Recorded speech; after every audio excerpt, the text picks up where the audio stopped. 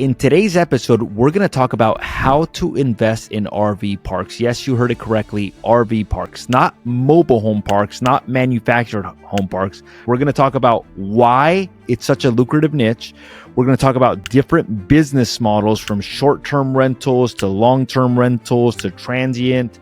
We're going to talk about how to find them. We're going to talk about how to finance them. We're going to talk about how to operate them. But most importantly, we're also going to go over numbers as well, too. To help us with that, we have Mychele Bisson. She holds a $56 million real estate portfolio with a large portion of it being in RV parks, anywhere from Alaska to Florida. Welcome to the show, Mychele. How are you?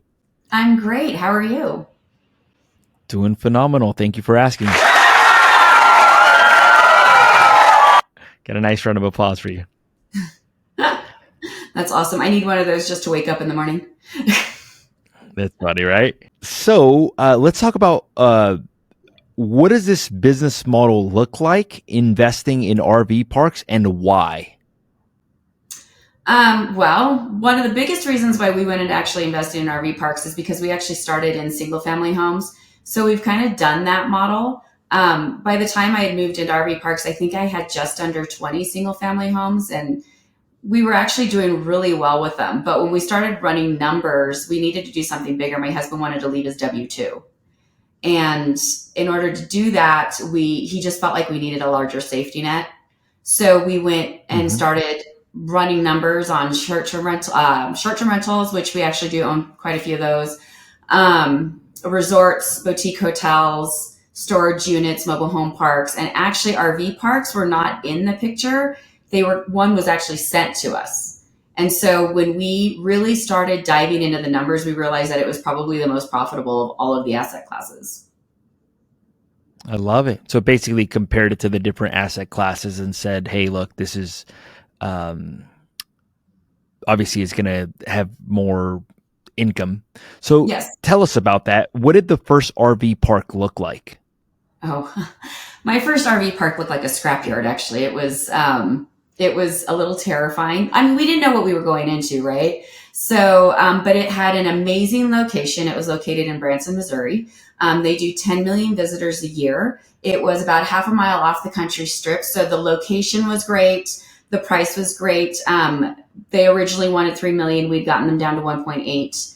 And the opportunity was there. And so it was kind of one of those things that we walked in and it looked like it was going to be a lot of work, and it was, but we knew that we were up for it, and we really just wanted to take on the challenge to see if we could make it work. So, but it was, I mean, we had a resident drug dealer living in it. It had become a long-term park. It was a project. What does that project look like now? How many spots? And what were some of the changes that you guys made to that one? So that one actually now is a very family-friendly park. And actually, we are using that park currently. We are in the process of doing this right now. We're redoing permits and everything else. We are going to actually revamp that family park and make it into the largest accessibility park in America. And so that means that it is for people who are in wheelchairs, people who use crutches, people who have sight and hearing impairments, anything like that. So it's a completely accessible park. So instead of just being your regular RV park where you come in with your RVs and you sit around the campfire, everything in the park we're rebuilding to be completely accessible. I love it. Do you guys sounds like you guys still own that park basically. Yes, how did you guys finance that one, just out of curiosity? Actually, that was when we really started learning about seller financing and creative financing, because we completely went into that with like a hybrid model. Going into something like a large asset with RV parks, you have to have some credibility with lenders. So going into the first bank, we were pretty much denied by every bank, even though we had a portfolio. And we had built a mini resort by that point that we own in Scottsdale, Arizona. We still own it currently. But we didn't have any credibility in the RV industry. And so because of that, it was kind of one of those things that the banks were like, we don't really know if we want to take a chance on you, especially on a park that needs so much rehabilitation and so much done to it. So what we ended up doing was we went back to the seller And we asked him to seller finance a portion of it, to which he was like, yeah, how much do you want? And we didn't know any better. This was our first park, first time we'd ever asked for Mm-hmm. seller financing. And so we got 30%, which we thought we were doing great. So from there, we went to a private money partner. He gave us about 400,000. And then on top of that, actually sponsored us at the local bank. So the local bank gave us 80% of the loan. So we ended up with actually the entire loan plus a capex that we were able to go in and renovate right away. How long did the renovation on that project take? And then what did the numbers look like before and what do they look like now? So when we actually went into the park, we started with 61 pads. We had 10 Okay. acres, 4 of them were developed, 61 pads on it. And it had I think it was 4 units that you could rent. So 4 cabins. Okay. We walked in immediately. We tore down the original house, the original office, because it was just completely asbestos filled. We tore down all the cabins because they were roach infested. And we basically made it into all RV pads with a community center, an office, a community area to get together, a dog park, and more pads. So we went from 61 pads to 80 pads. So now it's at 80 pads. We still have the 5 acres in the back. When we started, there were only 31 of the pads actually being utilized because of the guests that were there. They were kind of scaring everybody else off. And they were taking over all the rest of the pads. So they weren't being utilized for what they were for. So about 30 of them were probably being profitable at the time. I think at that point, they were doing, I want to say it was around 250,000. Now it's closer to 375.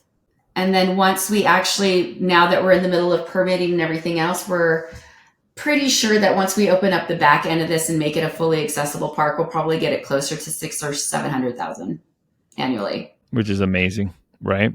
To get it Yes. from 250 to 600. Yeah. That's And that'll be the unbelievable. NOI. So that'll be the net operating.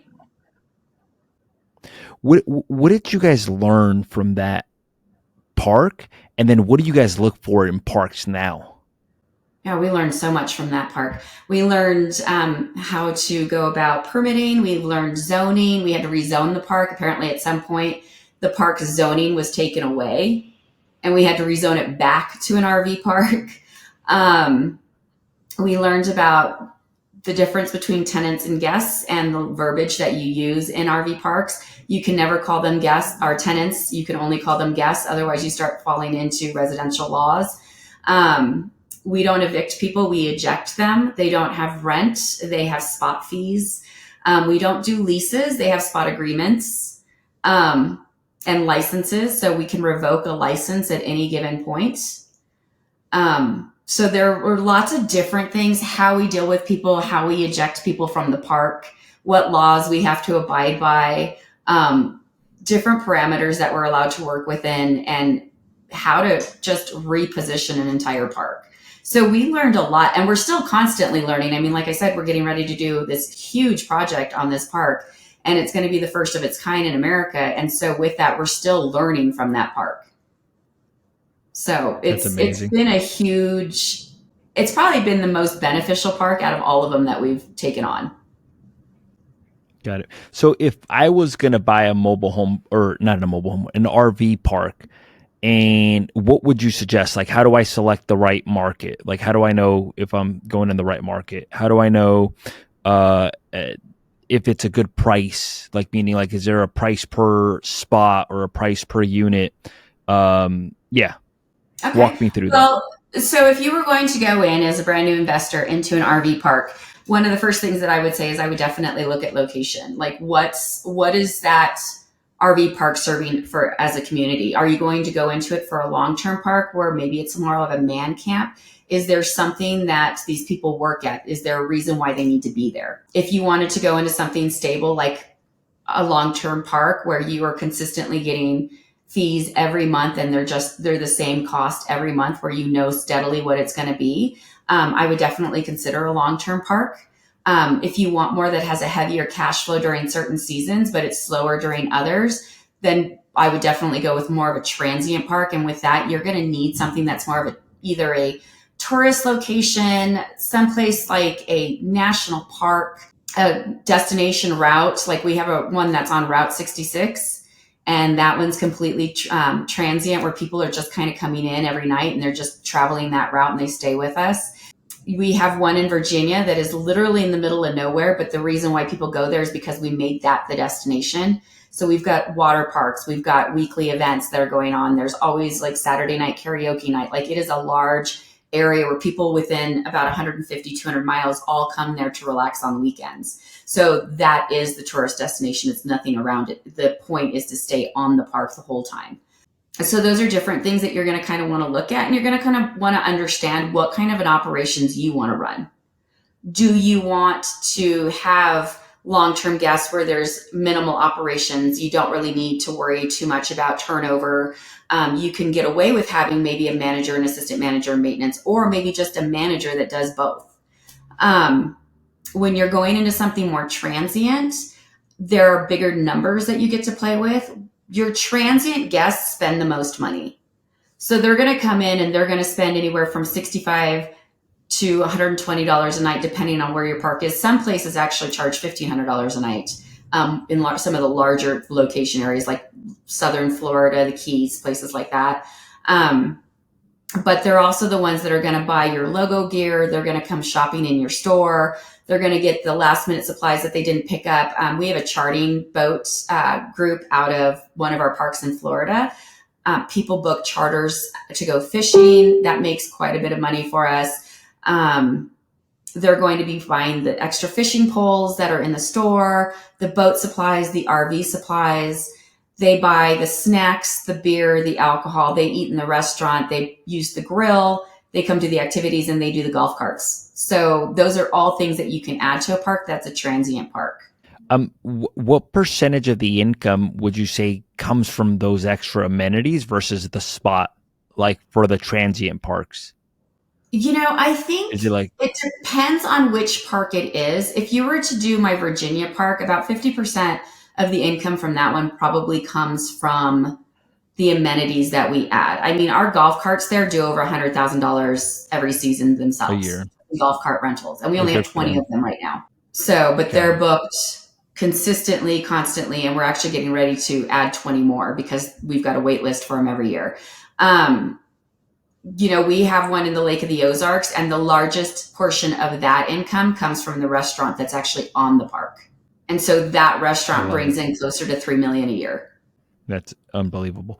Let me ask you a question. It sounds like you prefer more of the transient parks just based on our conversation, right? Yes. Yeah. More larger numbers, obviously, just sounds like a larger opportunity. If I was going to do a long-term park, what do I look for in terms of location versus a transient? I know a transient park, there has to be some sort of attraction or you become the attraction, but what about for a long-term park? What I would look for if I was doing a long-term park is I definitely look at the demographic of who's going to be coming into the park. Where is the park located? Is there any place that people are working that they need to go to? And how long is that job going to be there? So we looked at a park that was close to a Ford, it was like a Ford Opel plant or something like that. It was a building that they were coming in, contractors were coming in to build this out. That contract was only going to be for about 5 years. So after 5 years, what happens? If there's nothing around there and that is your only pool, once that job is done, there's nothing left. So that was a park we actually ended up passing on just because we knew the contract was limited. And at the end of that, it was up in the air as to whether it would continue going, whether there would be more people coming in, whether a new contract would go on, whether a civilization was going to be built around that area, or if it was just going to close down and be done. And so there's too many factors that go into that we just didn't want to play in that and just be stuck with this park that we didn't know how to exit at the end of that time. But for some long-term parks, like our Branson Park is actually a hybrid park where we allow a limited amount of long-term stays, and then we have the rest of it as a transient. And the reason why we allow that is because some of the people who come there, they work in the shows. And so they'll come and live on the park for the time that the show is going, and then they'll leave after 8 months. And so Got we it. know though that the next year a new show comes in, new people come in, it'll constantly go. So we know that there's an endless supply of workers that are coming in and out. And then how do you attract um, not tenants, guests? Like, is this like something that you post on Airbnb? Is this something that is highly driven through social media? Or, I mean, like, how do people hear about some of the different parks that you have, and how does it vary park by park? Well, just like with Airbnb or short-term rentals or hotels, there's other platforms that you can go out. Like there's Expedia.com that you can go out and, like get on to get a hotel. There's Airbnb where you can go out and get a short-term rental. Campgrounds actually have the same. We have like Hip Camp, Outdoorsy, Booking.com, RentFlorida.com. Like there's different areas and places that you can do the same. We do have some of our rental properties on things like Airbnb or VRBO or Booking.com. And those are like, we rent out cabins in some of them, and some of them we rent out RVs that are completely decked out so that you can get the camping experience without actually having to haul everything out there and do it yourself. So those we do list on like short-term rental sites, which actually is kind of nice. It brings in a whole different group of people, but there are things out there that you can just go out and find them. Also, if you look up campgrounds on Google, we have a presence on Google. You can book directly on there. Our websites are direct book. There are specific websites designed just for campgrounds, specific Facebook groups specifically for campgrounds, and just different things like that. A lot of our traffic comes from Google. How does seasonality play a factor in occupancy rates for the different parks? Oh, it plays a huge factor. Our Valdez Park in Alaska completely shuts down in the winter because we can't do anything else. There's just nothing going on up there. You can't have access to it. It's too hard to get there with an RV. You can't drive to the location. It's impossible. So that one completely shuts down. The other parks that we have, like we have 3 in Missouri and 1 in Virginia. So they're a little in the Northern Hemisphere.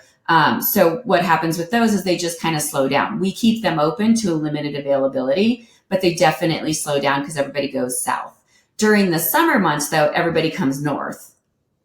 And so they all come out. Everybody's ready to, hang out and have a good summer, bring their kids out and have a good time. Lake of the Ozarks is extremely popular during the summer. So definitely seasonality plays a huge part in it. If you're in the southern part, like in Texas, you're going to be busier usually in the winter because it's cooler then. It's not so hot where, during the summer, it's like 110 degrees and everybody moves north. What do the operations look like? Like on a transient park? Like, do you have like an on-site manager? Do you have like maintenance managers as well too? Like what, obviously you're running restaurants as well too. So you're running like different businesses within the business as well too. Yes. And that's actually one of the things that I love about RV parks is that there's just so many different revenues that I can add to any park. So when we go in and look at a park, we automatically look at it and say, okay, how can I use this park to the best of its ability and make it the most profitable for our investors? And so when we actually go in, that's like one of the biggest things. Can we add, can we expand it? Can we add more things to it? Can we add golf carts to it? Could we do boat rentals out of it?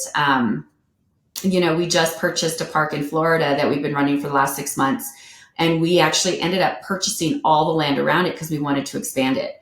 And with that, we're adding about 170 sites. We're also adding cabins, rentals. We're going to have accessibility facilities on it. We're adding a restaurant and a grill on the water. And then we're actually adding golf carts because the entire community around it is a golf cart friendly community. And so why nobody's renting golf carts in that area, I don't know, but I'll be the first one to do it. So yeah. So it's definitely a huge undertaking when you do something like that. What we usually, our basic base skeleton crew in our smallest park has 1 manager that is on site and 1 maintenance person that is on site and on call. And then from there, we'll hire like day staff or bring in work campers. Work campers are a different group of workers who actually, they travel across the country and they find places that they can go. And what they work a limited set of hours, usually about 20 to 32, and they work for their spot. And So they're basically trading labor for a place to stay, basically. Correct. And that way they can travel across the country. They get to visit all kinds of new places and they get to work for different people along the way. And some of them will stay with you and take on a full-time position. So we have parks that are small in operations. Our smallest operational park has about 51 pads in it, and it's off of Route 66 in Carthage, Missouri. That one has a manager and it has a maintenance person. And then you move up and scale from that. Our largest park probably employs about 60 people over a year. And that one includes a full bar and restaurant, park. Right now we're in the middle of expanding it. So we're expanding on 80 acres on it. So we have full construction crews. We have marina staff because we have a marina on that one also. And we do live music on the weekends. Got it. What, from the 60 people for the largest park, what does that look like? Just out of curiosity. So that one is actually, so we have one person who's dedicated specifically to the park. So that's her job, is to focus on the park. She handles the park, the maintenance, the crews, the cleaning crews, because we also have cabins on that park. She's also handling the construction crews that come in and out as we're doing the expansion on that park. From there, we also have separately, but on the park, we have a restaurant. And the restaurant has the manager of the restaurant. Then we have a kitchen manager, a bar manager, and then we have a marina manager. And then they each have staff. And that park, we're actually getting ready to expand not just the sites, but we're adding a liquor store and convenience store on it. And then we're getting ready to have a big giant Sturgis event there actually next month. How do you go about finding these different parks? Are you guys going directly to the owners? Are you guys finding these properties already listed for sale? So when we started out, if you're going to start out looking for an RV park and you're a newbie, I highly suggest that you consider a couple of things. One, location. What kind of a park you want to buy? Do you want to have a long-term park or a transient park? And the trade-offs are different. One is more of a stable income. The other one has an influx of a lot of income at one time, but then you've got to be able to stabilize it over the year for the times that you don't have all of that extra income coming in. Where exactly do you want to play price-wise? Do you want to play above $2 million? Do you want to play below $2 million? Our first park, we wanted below $2 million. We just wanted to make sure that we understood the operations. And then how are you going to run it for the first few months? Are you going to actually live in it and learn operations, which I highly suggest, so that you can learn all your back-end programs and everything that you're doing. So when you place a manager, you know exactly what they're going through and exactly what they're doing so that you can guide them better to run your park the way that you want them to. But if you're going to be doing it starting out, you can find parks in places like Facebook chat rooms. There are places that are dedicated to RV parks that are for sale. You can go on Crexy, LoopNet, Parks and Rec for sale. Those are all websites that you can do it. And if you go into any of those and put seller finance, they'll usually pop up with some parks that have some sort of a seller finance element to them. It's not uncommon in this space to have seller financed parks because it's such a large asset. And usually people who are going into it are mom and pops, or people who are starting out and wanting to buy their first park. If you want to go into a larger asset, like we've had people who bring us larger parks, we highly suggest that you go into it with a partner who has experience doing them. Because like we personally have purchased a couple of parks where the person saw a podcast and thought, oh, like the numbers are great. Then they went after the biggest park they could find. And after a year, they like came back and were like, please just buy it off of us. We don't know what we're doing. And it's just operationally a nightmare. So if it's something that you're just now getting into, I highly suggest as a newbie, you definitely aim a little smaller, something a little more manageable, and you learn the systems before you start adding everything else to it. You know, those are, I mean, there's a lot of operations when it comes to an RV park, a lot of marketing, a lot of demographics that you have to hit, a lot of knowledge that you need to know when it comes to back-end systems, lowering your costs on certain things, and just a lot of management experience that you need to get on dealing with the public. Yeah, it's interesting because I bought a 25 unit apartment, and the biggest asset I had owned before that was like a 4 unit. And going from a 4 to a 25, it was just a lot more management intensive. Yeah. And it was just like a big jump. I could only imagine going from a single family residence to a 51 spot park and then scaling from there. What are some red flags or things that you would stay away from if looking for a RV park? Well, I think one of the biggest red flags is knowing who you are and what you can handle. Like, as much as, we all think we can handle everything. I mean, if you look at some of our parks, knowing, okay, I'm going from a single family residence into a 51 RV park, a 51 pad RV park, but it's a straight park with just a pool and a laundry room that I'm charging for. Like, understanding who you are and what you can handle before you scale, I think, is probably one of the biggest things that you have to understand. Because if you go from that and jumping into, say, like one that's like my Lake Ridge Park or my Lake of the Ozarks Park, they're so operationally intensive that if you don't have a team in place to handle it, it would drown you. It's just overwhelming. 100%. But then from there, you need to understand, like, your infrastructure. When was it built?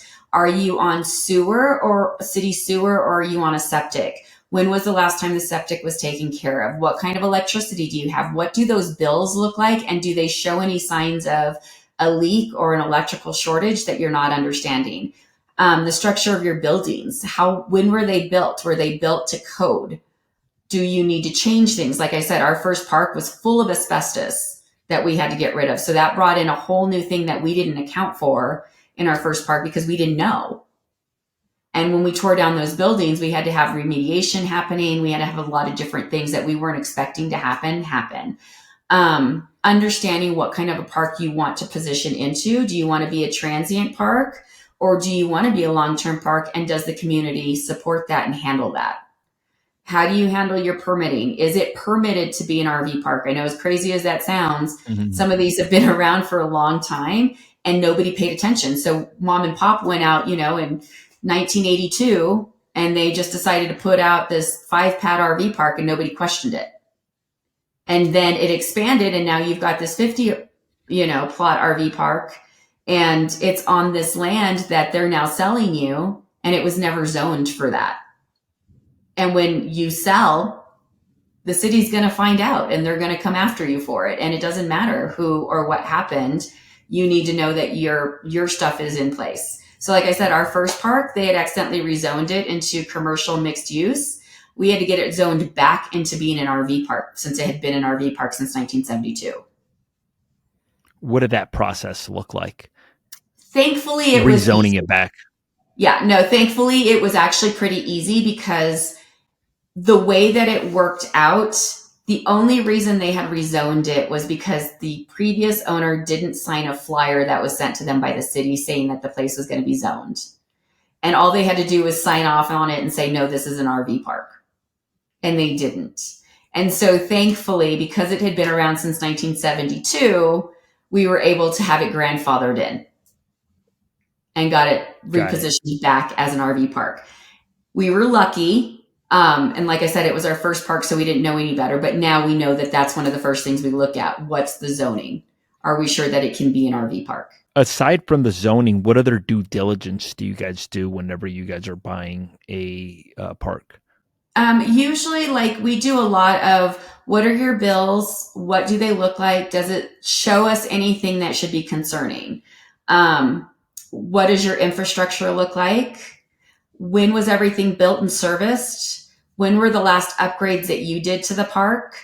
How are your operations run day to day? What kind of reviews does your park get currently, so that we can see any red flags? If everybody's complaining that your bathrooms get backed up, we know there's a sewer issue.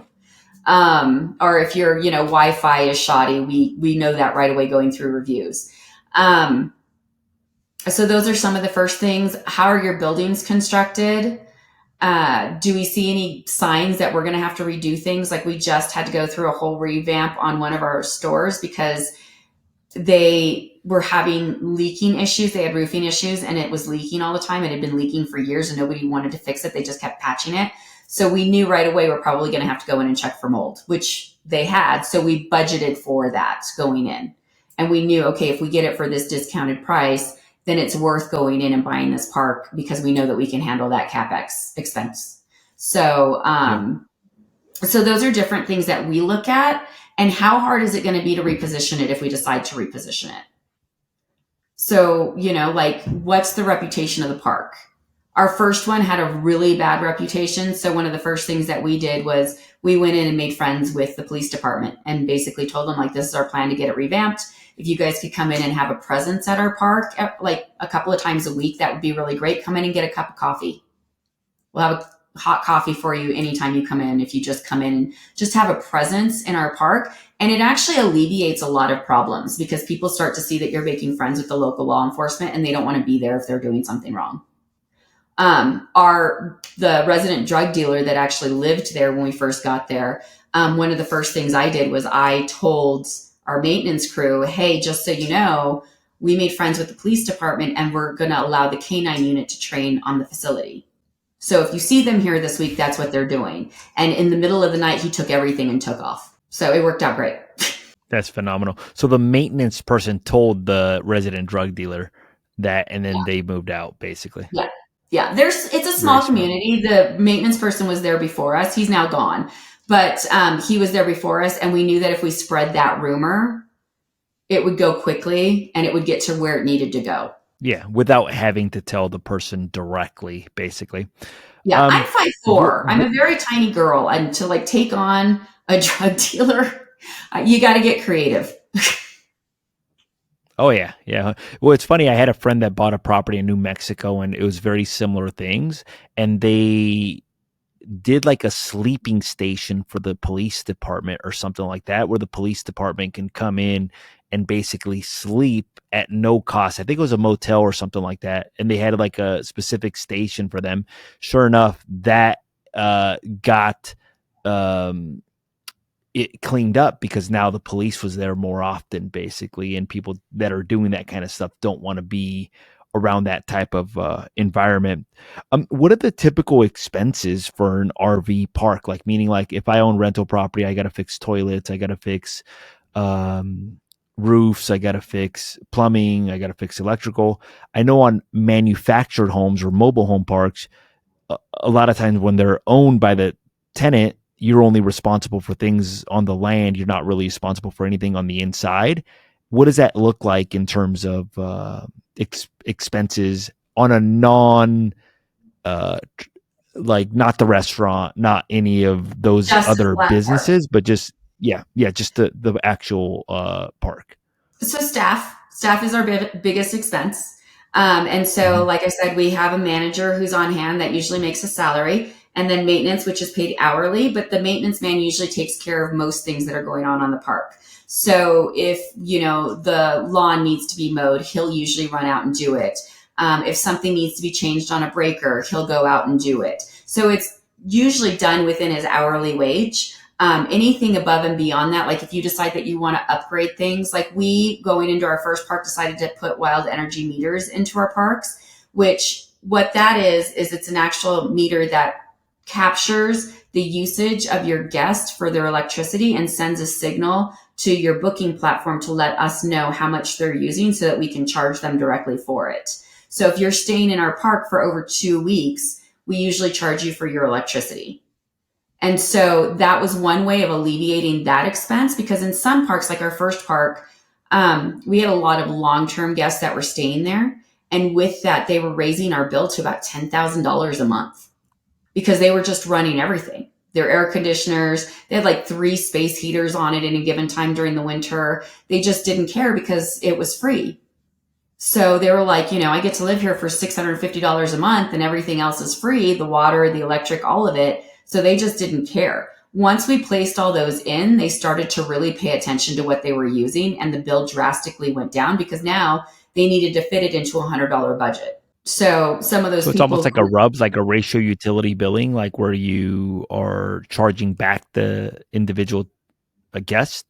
Yeah, so it literally tells me this specific guest at this podium used this much electricity and this is how much it costs. And so it'll send it Got it. directly to my thing and it adds it to their bill at the end of the month. With that said, what type of programs or technology do you need? Like for my rental portfolio, we use AppFolio basically for residential. What programs would you need to run an RV park? So you would definitely need like a really good booking system. So we personally use Staylist, but there's a few out there. So Staylist, NewBook, CampSpot, Firefly, they're all booking systems that are online. So really easy. They give you an idea of like where you're going to be. You can actually have built out maps. So when a guest comes onto your site, you can click it and it'll show you a map of where everything is. And then you can just pick your site. And then it also can tell you like this site fits this kind of a rig or this size of a rig plus a car. It gives you all of that information so that it gives you a better idea of where you want to be. And that would be your first step to what kind of systems you need. It also keeps all of your reporting. It does all of your billing through it. You can track all of your employees through it. Those are like some of the systems that we like using because it's just all integrated. We can integrate into third party sites.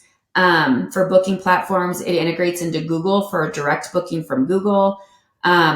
We have the wild energy meters. You could put water meters on them so that they can all integrate so that it'll tell you if you wanted to charge for water or electric, this is how much that person used. On the other side of that, it also does, we're actually testing out for Staylist right now, an AI system where it'll answer the emergency phone calls at night so that when you're getting those phone calls in the middle of the night that is like, I don't have the code to the bathroom, my manager doesn't have to wake up to answer that call. It'll just automatically tell them. Yeah, And if it's an emergency, it'll filter it to the manager. But it's an AI system that's and nobody amazing. knows that it's an AI system. They think it's a person answering the phone. So that would be at the very base what you would need. A web page, you definitely need to have a web page presence and a Google business profile. Those are the very basics of what you need. I highly What suggest about having a more social media advanced presence. social media? Yeah, definitely need to have some kind of a social media presence. Um, and then just understand the basics of Facebook marketing and Google marketing. And then Booking. from there, you start getting into the more complex things. Like we have an app on one of our parks that specifically tells you what activities are going on in the park at all times. We have something called campground views where you can actually watch a video and it'll show you what our campground looks like from the entrance to every spot so that you can pick your spot or just ask better questions about what your spot's going to look like and pick the right area that you want to be in. So you can definitely get pretty complicated when it comes to your software systems. But if you were to open up a basic mom and pop, those are going to be your basic necessities is your booking platform, your web page, your Google presence.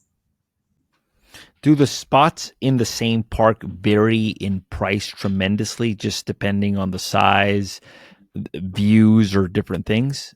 So they do, and it all depends on size, location, and what kind of amenities you have there. We have parks that go all the way from tent sites to cabins. So you can rent a tent site from us that has zero. It's very primitive. You set up a tent, you've got a little campfire and a picnic table, and that can run you anywhere from about $30 to about $45 a night. And then it goes up from there. So then from there you get, a basic back end site that maybe fits, I don't know, a smaller travel trailer that's 20 feet. Then you have the long Mm-hmm. pull throughs that are completely graveled, have 30 and 50 amp hookups, full water, full sewer. They've got everything that you need. You just drive in, hook up, and drive back out. What are some rule of thumbs for RV parks? Like, meaning, like in residential rentals, when I first got started, it was like the 1% rule at the very basic. Like, hey, look, the purchase price is $1 million. I should be able to collect 100,000 or whatever it is. So, are there any rules of thumbs that you guys use either for operations, for underwriting, that are specific to RV parks? Well, one of the biggest things that we do when we go into a park is that one, we don't like to buy a park that is 90% full. We need to have some wiggle room. So if it's a long-term park, like a transient man camp type park where people come in and work, everybody always thinks it's great. They're like, oh, it's 90% full. You'll buy it at capacity. And it's like, well, then where do I go? Because I know those long-term Yeah. people aren't going to be renting my golf carts. They're not going to be buying my logo gear. Like, they don't want any of that. They want a cheap, affordable place to live while they get their job done. They don't care Yeah. about anything else. A lot of people think that that's a great thing, but for us, it's not. So we want something that's still below 60% capacity because we know we can increase it. And that will increase your NOI immediately. One of the things that we also don't do is we don't buy below a 10 cap. And so when we go in, we need to know that the NOI hits a basic way of understanding that is if I have a $2 million park, I need to know that the net operating income that they have coming in at this moment is at least 200,000. Yeah. Yeah. And so that means profit.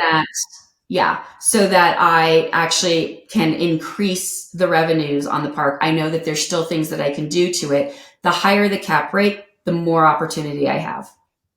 The lower the cap rate, the more maxed out it is. And there's not really a lot of room for me to add more things. So when I go into a park, we personally like to start at a NOI of 200 to 250,000. And the reason why is because we know right away we are going to need to upgrade amenities, add something to the park that increases the value of the park, start putting in staff and management, and we need to pay those salaries. And then we need to be able to give our investors back money and pay ourselves. And so those are that's one of our parameters. So we go in with nothing less than 200, 250,000 NOI. And then we want to have over 50 pads. Now we've extended that to 75 to 100 pads. But when we were starting off, our breaking point was 50 pads because that gives you enough room to play with. You now can either make a hybrid park, which is what our first two parks are, where we have a set group that is actually just long-term guests and we know they pay the bills every month. And then everything else is transient. So it's pretty much gravy on top of everything else. But when you have about 50 pads, you can take about 20 of them and break even. Yeah. When you're adding amenities to the park, like let's say you're adding the golf carts, or let's say you're adding the boat rentals, or let's say you're adding a restaurant as well too. What does that process look like? And how do you come up with projections for that? Well, usually there's a presence for it already in the area.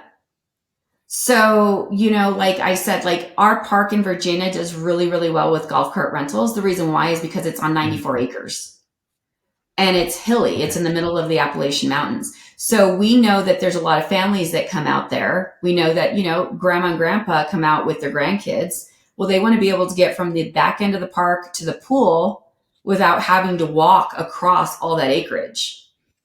So it's a perfect opportunity.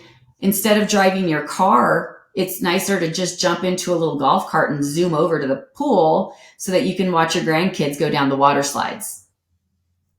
We have a full arcade on that one too. So it's just, there's so many different things. We have karaoke night there, movie night, and they're all in different locations on the park. And it just makes it easy for them to access one side of the park to the other. Our park in St. Mark's is the same. Like we know, like we're expanding over 26 acres. And while we do that, the community next to us that we're in actually is a golf cart friendly community. So you can drive golf carts on the road. Well, it makes sense for us to rent out golf carts to people so they don't have to drive their truck into town every week or every day to get dinner. They can just take the golf cart that they rent from us. And it just gives us another revenue stream. On top of that specific area, we already have a marina like that one and Lake of the Ozarks. We have a marina where people could buy boat slips and rent boat slips from us and park. Well, why are there boats? Because people want to go out and play in the water. People want to go out and fish. People want to do all these things. Okay, well, what kind of revenues and avenues can we use with that? Well, if we added captains and boat charters, people who knew the area and knew where to get the best fishing done, that would probably be a huge pull. And it is. It's extremely successful. And so, I mean, we're booked out all year long on boating charters.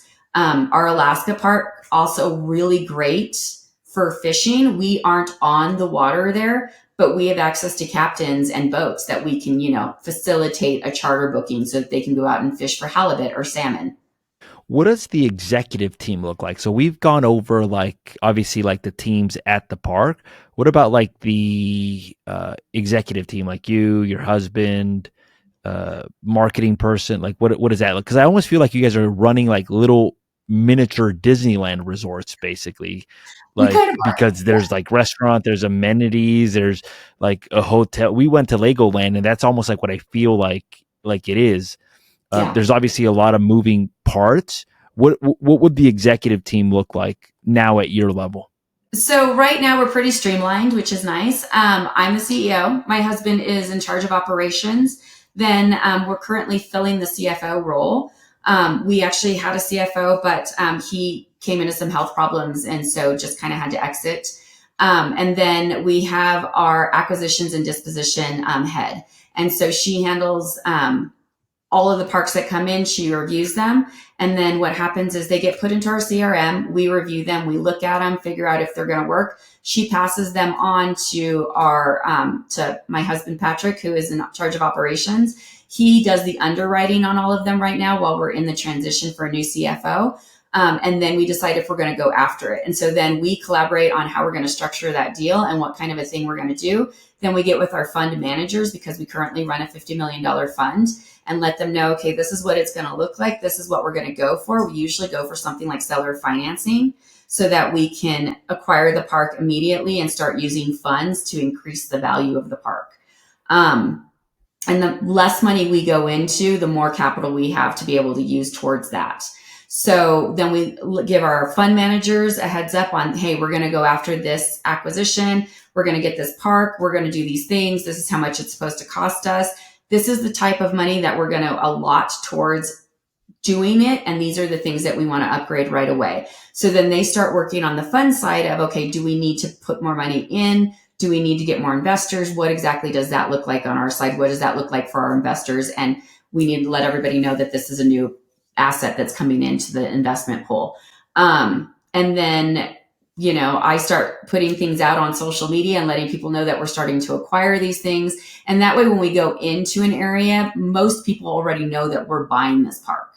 So we get, but that actually gives us a really good clue as to what the area needs. So when we bought St. Mark's, people knew already that we were buying the park because I had already told people on social media, hey, we're acquiring this asset in this area.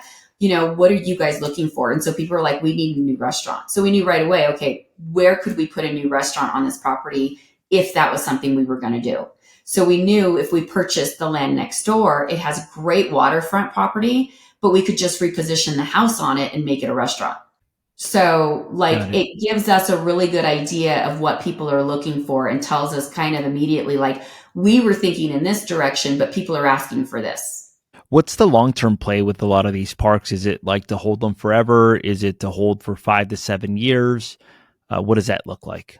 So currently our fund is a 5-year fund. So we're holding for 5 years. And at the end of the 5 years, what we'll do is we'll evaluate all the assets and figure out if we're going to do a roll up and sell it off to private equity, or if we keep certain parks and roll them into fund 2 and then keep cash flowing them for our investors.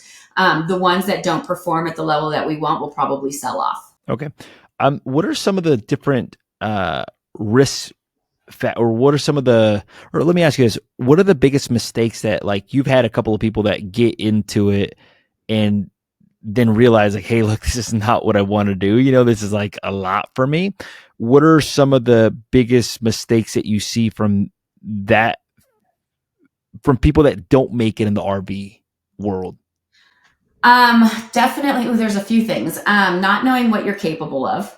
So not understanding the asset class and the work that actually goes into it, because I know, everybody's like, oh, go into it's passive income, and it's anything but passive.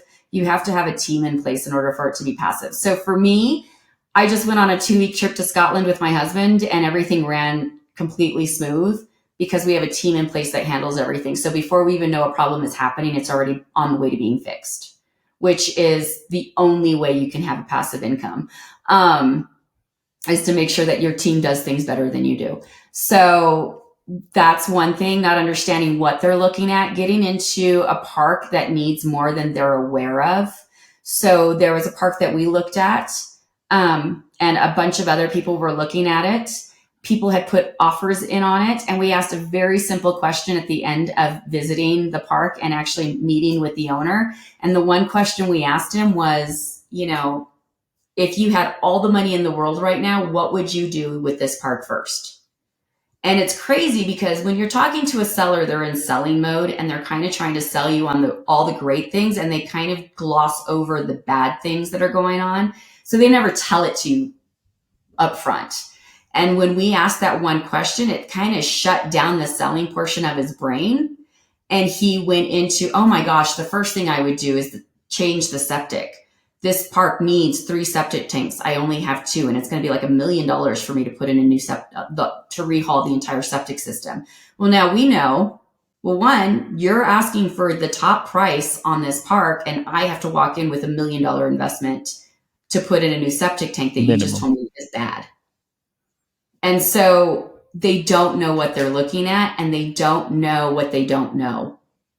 And that's probably the biggest issues, is just operational, understanding that, yes, you can make a ton of money on these large parks that have all these revenue streams, but each one of those revenue streams is like a different business in itself. So you have to be able to run 100%. Each of those businesses.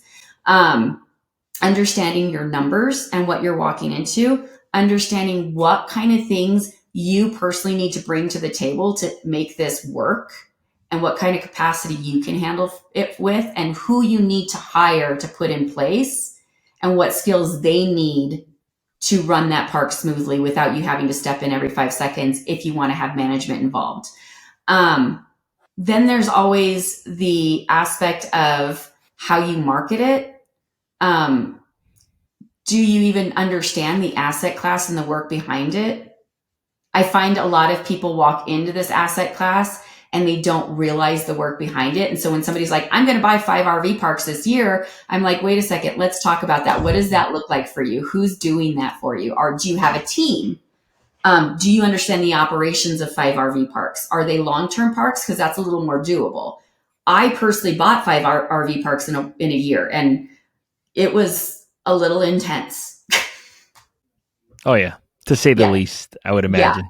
Right? Yeah, it was a lot. But on the other side of that, like, we started poaching people from places that we knew. And so like our asset manager came from operating 30 franchise restaurants across the nation. So he's very well versed in handling large scale operations from everything in restaurants, which actually translates really, really well into RV parks because they're pretty similar. Yeah. So I was talking to, I take my kid to school in the morning, and I ran into a gentleman that was visiting from a friend that I know, and he was telling me that he runs hotels. And I was just asking him, like, hey, how's the hotel business right now? He's like, well, look, travel is down X percentage. I don't remember the percentage.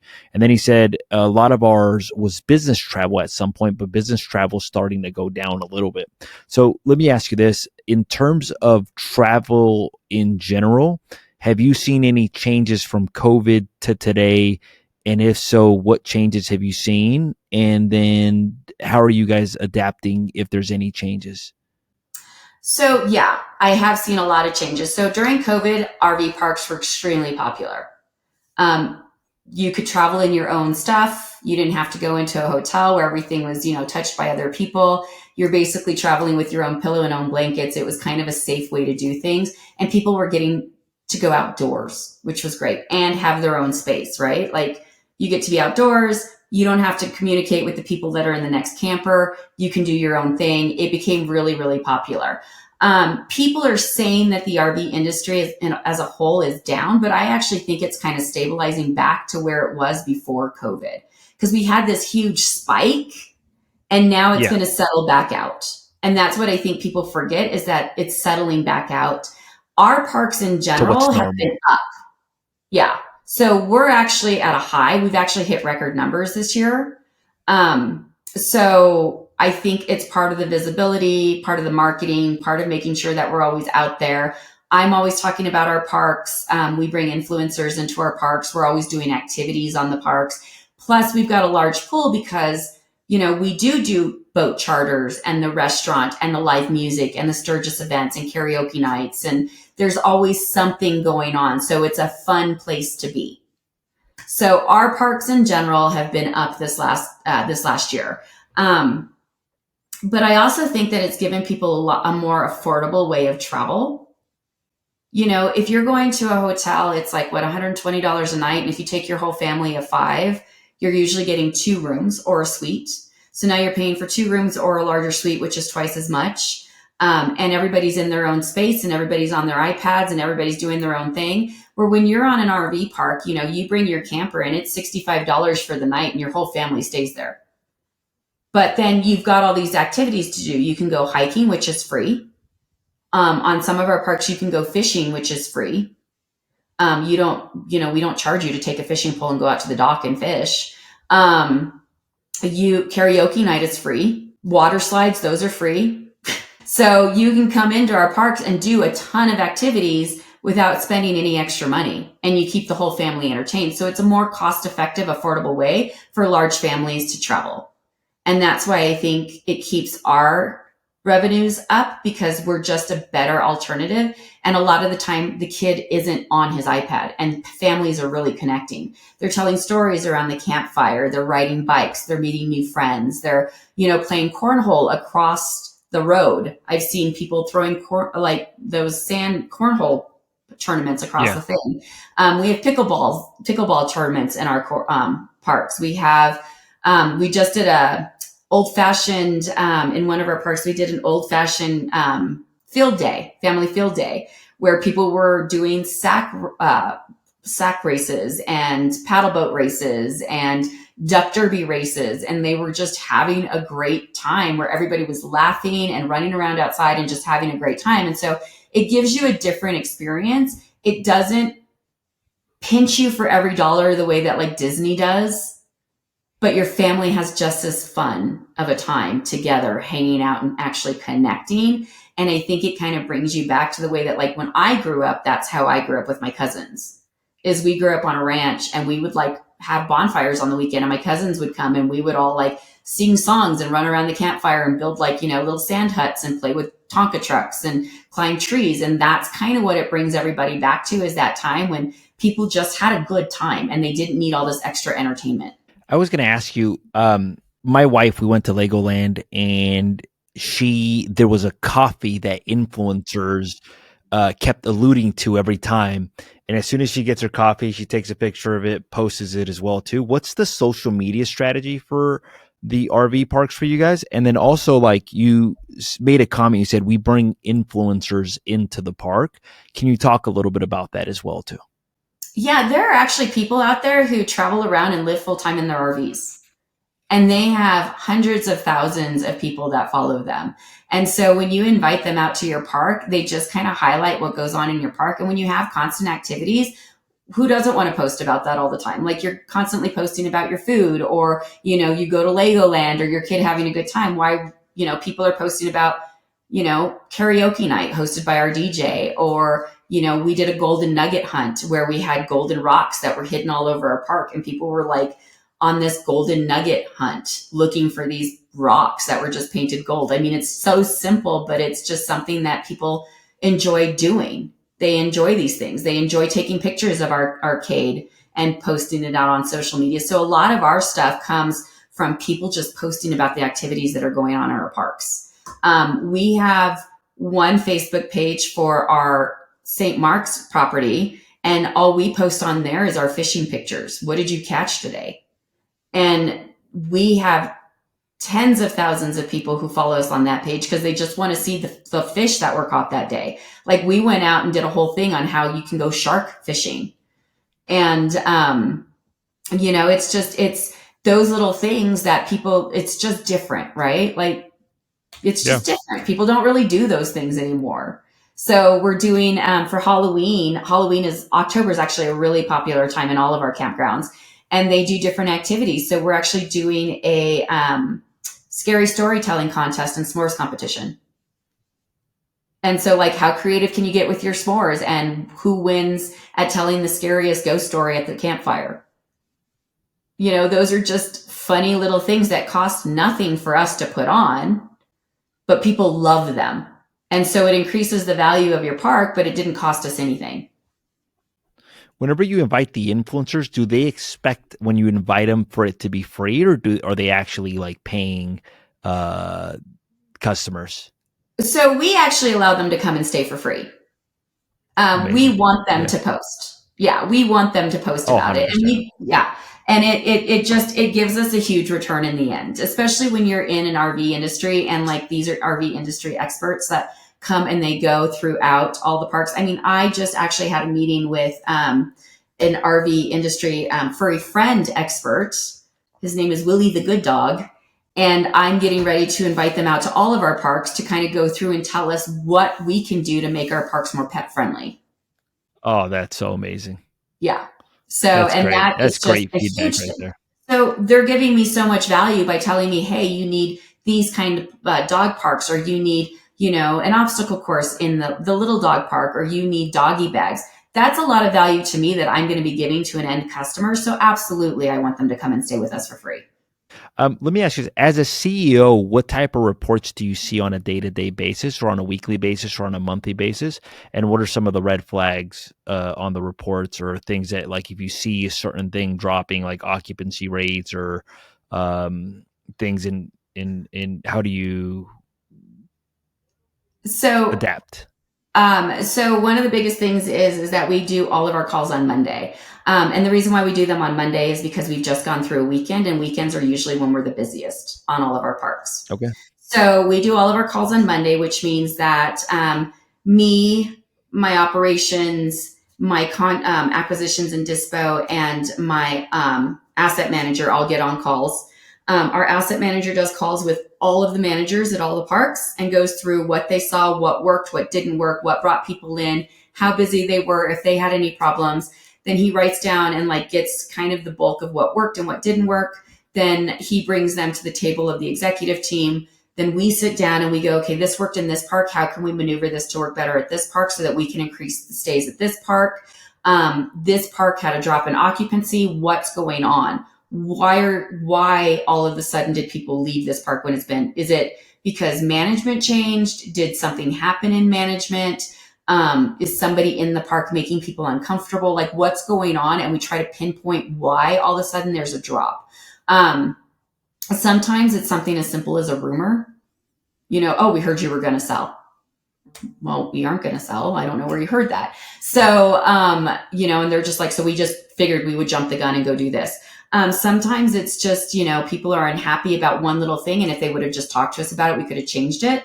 And they throw a fit and they leave. And then they find out, well, we found out what it was and we went ahead and changed it. And then they come back. So, people are they get kind of weird about things. It's the same with hotels. Sometimes they just get a wind in them that something's going to happen and they just take it upon themselves to just exit without talking to anybody. We've gotten really good at increasing communications among the parks. So by putting in suggestion boxes and things that they can anonymously drop things in to give us a heads up on what's going on or what we need to work on or what needs to be addressed. And we found a lot of things that have come up from that. Like we have found management that wasn't working well, that when we weren't around, they were extremely rude. And so with that, we came in for a weekend and just kind of watched how they interacted on one of the busiest weekends of the year. And by the end of the weekend, they cracked and we started to see how they were reacting to guests and what they were doing and realized, okay, you guys are not a good fit for here. That's amazing. Yeah. So those are really kind of the red flags of what's going on. But we also understand seasonality. And so August is always a slower month because everybody goes back to school. So we know that we're going to have a drop in August, and then September and October are going to pick up again. And then November, we start to trail off.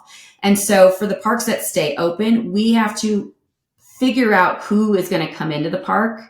Well, regardless of that, when you're first getting into a park, you need to know the demographic that you're going after. So we know our Virginia park completely family focused. It is perfect for a family focused park, family reunions. Everything that we do in that park is marketed towards families.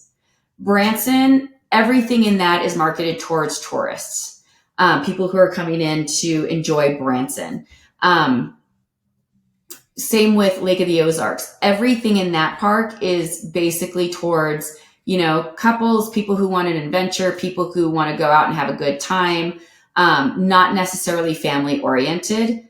but more adult couple oriented, or friends, or, people who want to go boating for the weekend. So know who's coming in. Our Valdez park is more retirees and adventure seekers. So we know like those are the people that we need to market to. It also gives us a really good idea of when things drop off, are we marketing towards the wrong group? Do we need to shift that? Maybe we added something that didn't need to be there, or maybe that one thing wasn't popular because of the demographic that's actually in that park. And so then we just have to switch it, and maybe it would work in a different park and just not that park. So, Mychele, I've enjoyed this interview a lot. I've learned a lot of things. Are there any final words? And then if somebody maybe wants to be an investor on one of your funds, or maybe wants to learn how to get into RV park investing themselves, how would they go about doing that? Well, some of the best ways to do that is we have a website for our investment fund. It's rvresortinvestments.com. I'm actually launching my own educational platform so that you can learn how we buy and run RV parks, which I'm shooting actually next month. So be on the lookout for that. But you can always follow me on Instagram at Mychele Bisson. It's MycheleBisson, where I'm always giving out tips on how to run your parks, how to increase NOI, how to buy a park, different ways of financing your parks, and different like little tidbits of things that you can do to get into RV park acquisitions yourself. Great. I want to say thank you so much for being on the show. To our viewers, if you've enjoyed this episode, make sure to hit that subscribe button. If you feel that this episode will be helpful to somebody, make sure to hit that share button.